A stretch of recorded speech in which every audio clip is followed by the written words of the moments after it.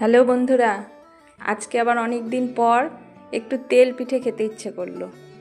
তো আজকে গুড় দিয়ে করব না, চিনি দিয়েই করব। সুজি আর চিনিটাকে ভিজিয়ে রেখেছিলাম, তারপর চালের গুঁড়ো, ময়দা এগুলো দিয়ে একটা গোলা তৈরি করে নিয়েছি। এবার একটা একটা করে ভেজে নেব।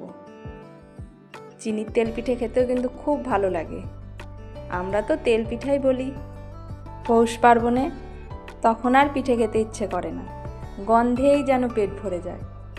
এখন আবার অনেক দিন পর ইচ্ছে করছে পিঠে খেতে, তাই ভাজতে বসে গেলাম। গুড় দিয়ে বানালে তার এক স্বাদ, চিনি দিয়ে বানালে তার এক স্বাদ। চিনি দিয়েছি জন্য সাদা ধবধবে হয়েছে, বেশ খেতে কিন্তু দারুণ হয়েছিল। তো যাই হোক, সব ভেজে নিলাম ধৈর্য ধরে। তো এই দেখো বন্ধুরা, কেমন হয়েছে অবশ্যই জানাবে। রাধে রাধে।